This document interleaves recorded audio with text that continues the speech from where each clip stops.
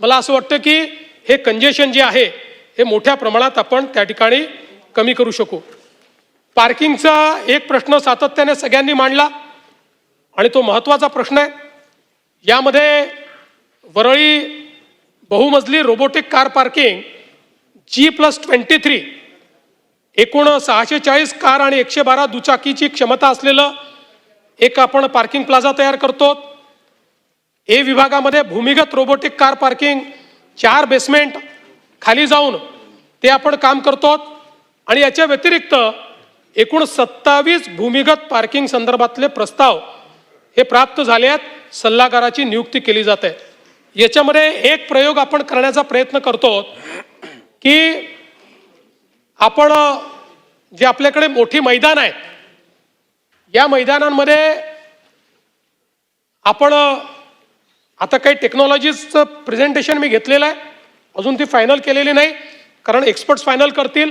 पण प्रयत्न असा आहे की उदाहरणार्थ दाखल इथलं कुठले आपण ओव्हल मैदान म्हणा, पलीकडचं क्रॉस मैदान म्हणा, यातल्या 25% भागामध्ये काम सुरू करायचं, आत जायचं आणि संपूर्ण बांधकाम आत करायचं. पहिले वरची स्लॅब पूर्ण करून मैदान क्लिअर करायचं. मैदान जसं आहे तसं राहिलं पाहिजे आणि त्याच्या आतमध्ये पार्किंग झालं पाहिजे. अशा पद्धतीच्या टेक्नॉलॉजीज काही देशांमध्ये आलेल्या आहेत. त्यामुळे मुंबईतली मैदानही वाचतील आणि आपल्याला जे काही अशा प्रकारचे गर्दीचे क्षेत्र आहेत त्याला कॉस्ट मोठी आहे. पण कॉस्ट मोठी जरी असली तरी मुंबईमध्ये वेगवेगळ्या प्रकारचे फायनान्सिंग मॉडेल आपण तयार करून आणि त्यातनं अशा प्रकारचं पार्किंग हे मुंबईला कसं देता येईल हा प्रयत्न देखील या निमित्ताने आपला चाललेला आहे. वेस्ट टू एनर्जी हा प्रकल्प देखील मुंबईमध्ये त्या ठिकाणी हातामध्ये घेतलेला आहे. 600 मेट्रिक टन प्रतिक्षमता कचऱ्यातनं वीज निर्मिती करण्याचा 1020 कोटी रुपयाचा प्रस्ताव आहे. केंद्र सरकारने 600 कोटी रुपये याच्याकरता दिलेले आहेत आणि जवळपास 8 मेगावॅट वीज निर्मिती यातनं होईल. 17 दशलक्ष युनिट वीज आणि घनकचऱ्याचं शास्त्रशुद्ध विल्हेवाट अशा पद्धतीनं या ठिकाणी होणार आहे आणि याच वर्षी हा प्रकल्प पूर्ण झाला पाहिजे अशा पद्धतीचं त्याचं नियोजन होतं. मात्र युद्धजन्य परिस्थितीचा काही फटका पडला त्यामुळे जूनच्या ऐवजी डिसेंबरपर्यंत हे आपण पूर्ण करणार आहोत. आणि याच्यासोबत अजून कचरा आपल्याकडे आहे त्याच्यावर एक नवीन वेस्ट टू एनर्जीचा प्रकल्प हा हाती घेण्याचं काम आता महानगरपालिका या ठिकाणी करणार आहे. आपल्याला माहिती आहे की मुंबईमध्ये ज्यावेळी कोविड झाला आणि कोविडच्या काळामध्ये ज्यावेळेस आपण हॉस्पिटल बेड्सचा विचार केला त्यावेळी असं लक्षात आलं की मुंबईच्या लोकसंख्येच्या तुलनेमध्ये हॉस्पिटल बेड्स मुंबईला उपलब्ध नाही आहेत आणि म्हणून साधारणपणे अगदी मिनिमम बेंचमार्कला जायला देखील 8000 बेड्स हे त्या ठिकाणी मुंबईमध्ये असावेत अशा पद्धतीची रचना करणं गरजेचं होतं. यामध्ये काही नवीन प्रकल्प हातामध्ये घेण्यात आले. लोकमान्य टिळक रुग्णालय 1368 रुग्णशय्या आणि अतिदक्षता कक्षात 293 रुग्णशय्यांची वाढ. नायरमध्ये परत 290 रुग्णशय्यांची वाढ. उपनगरीय रुग्णालयांमध्ये सध्या 3254 आणि विशेष रुग्णालयात 1819 रुग्णशय्या आहेत. एकूण पुनर्बांधणी आणि नवीन प्रकल्पाच्या माध्यमातून या ठिकाणी हे प्रकल्प पूर्ण झाल्यानंतर 3000 नवीन बेड्सची भर पडेल आणि मुंबईमध्ये ही बेड्सची संख्या 8056 एवढी होईल जो आपला बेंचमार्क आहे. पण याच्याने आपलं काम होणार नाही. याच्यामध्ये 10,000च्या वर आपण गेलं पाहिजे जर आपल्याला ग्लोबल बेंचमार्ककडे जायचं असेल तर. त्याही दृष्टीने पुढचा जो काही प्लॅनिंग आहे ते प्लॅनिंग करणं सुरू आहे. आता मुंबईमध्ये HMIS प्रणाली अशा पद्धतीनं तयार केली आहे की सगळ्या रुग्णालयांचा डेटा हा एकमेकाशी जोडण्यात आलेला आहे आणि त्यातनं केस पेपर, उपचारांची माहिती, आजाराचा पूर्व इतिहास, कुठल्याही पेशंटचा कुठल्याही रुग्णालयात गेल्यानंतर त्या ठिकाणी त्याला तो प्राप्त करून घेता येईल अशा पद्धतीची याची रचना करण्यात आली आहे. आज मुंबईमध्ये घरांचा प्रश्न जो आहे तो देखील अत्यंत महत्त्वाचा आहे. विशेषतः काही वेगवेगळ्या पद्धती आपण या ठिकाणी केलेल्या आहेत ज्यामध्ये स्वयंपुनर्विकास असेल, ही एक अत्यंत महत्त्वाकांक्षी योजना आपण सुरू केली. प्रवीण दरेकरजी यांच्या समितीने एक रिपोर्ट दिला. त्या रिपोर्टच्या आधारावर आपण काही कन्सेशन्स दिले आणि आज जवळपास 1600 प्रपोजल स्वयं पुनर्विकासाचे हे त्या ठिकाणी प्राप्त झालेले आहेत. 58 गृहनिर्माण संस्थांना देकारपत्र दिलेली आहेत. 41 संस्थांना नाहरकत प्रमाणपत्र मिळाली आहेत.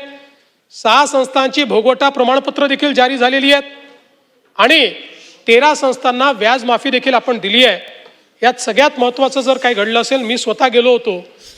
25-25, 30-30 मजली इमारती तयार होत आहेत.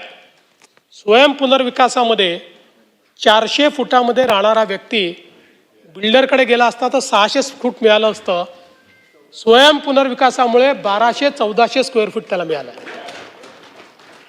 म्हणजे जो मुंबईकर आहे, मराठी माणूस आहे, याला या योजनेमुळे स्वतःचं हक्काचं मोठं घर हे प्राप्त करून घ्यायला आज मोठ्या प्रमाणात त्याचा फायदा होतोय. म्हाडाच्या अंतर्गत क्लस्टर विकास, समूह पुनर्विकास हे आपण सुरू केलं. अभ्युदयनगर काळा चौकी असेल, PMGP जोगेश्वरी पूर्व EPC असेल, मोतीलाल नगर गोरेगाव असेल, कामाठीपुराचा पुनर्विकास असेल अमीनभाई, GTB नगरचा पुनर्विकास असेल, SVP नगरचा अंधेरी पश्चिमचा असेल, आदर्श नगर वरळी असेल, वांद्रे रिक्लेमेशन, आरामनगर, रामकृष्ण नगर खार, ओल्ड MHB बोरीवली, हे जुन्या वसाहती आहेत. या वसाहतीमध्ये कुठल्या व्यवस्था उरलेल्या नाहीत, जुनी छोटी घरं आहेत आणि म्हणून हा एक नवीन पद्धत आपण आणली की ज्याच्यामध्ये विकासक स्वतः म्हाडा आहे आणि CNDवर त्या ठिकाणी आपण काम देतो. म्हणजे मालकी कोणाला देत नाहीये, बिल्डरला मालकी देत नाहीये. तर म्हाडा आपल्या प्रकल्पामध्ये जसा कॉन्ट्रॅक्टर अपॉइंट करते तसा CND करता, म्हणजे कन्स्ट्रक्शन अँड डेव्हलपमेंट करता त्या ठिकाणी व्यक्ती नेमते आहे. त्यामुळे त्याचा जो मेजर फायदा आहे हा म्हाडाला मिळतोय, तिथे रहिवाशांना मिळतोय.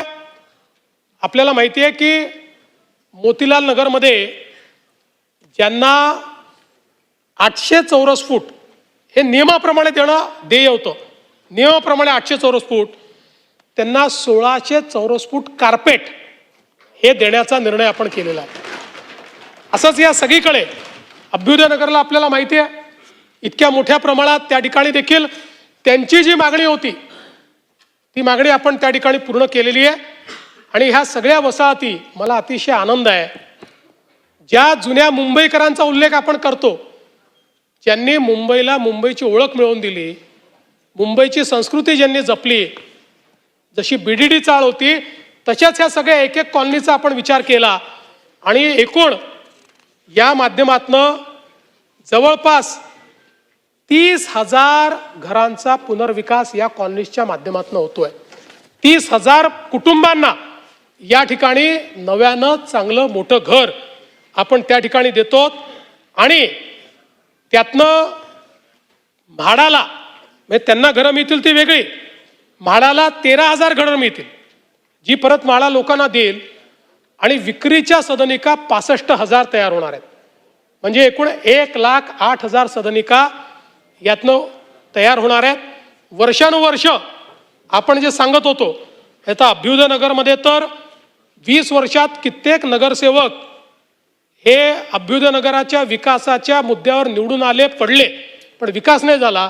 पण आज ती परिस्थिती या मुंबईमध्ये आलेली आपण निश्चितपणे पाहतो. आज बोरीवली इथे चारकोप, गोरे, प्रतीक्षानगर, सायन इथे संक्रमण सदनिकांचा पुनर्विकास सुरू आहे, ज्यातनं 2,40,500 सदनिका या आपल्याला त्या ठिकाणी उपलब्ध होणार आहे. आणि यात वेगवेगळ्या पद्धतीनं आपण जे काम सुरू केलं आहे, विशेषतः आता MMRचा जो ग्रोथ हब आहे, म्हणजे नुसतं मुंबई नाही तर MMRचाही विचार आपण करतो. त्यामध्ये म्हाडाने 2030 सालापर्यंत 7,82,433 घरांचं उद्दिष्ट ठेवलं आहे, ज्यामध्ये 2,39,124 घरांची निर्मिती ही सुरू आहे आणि 5,43,309 घरांचं नियोजन हे वेगवेगळ्या टप्प्यांवर आहे. यासोबत 33(5) मध्ये 30,311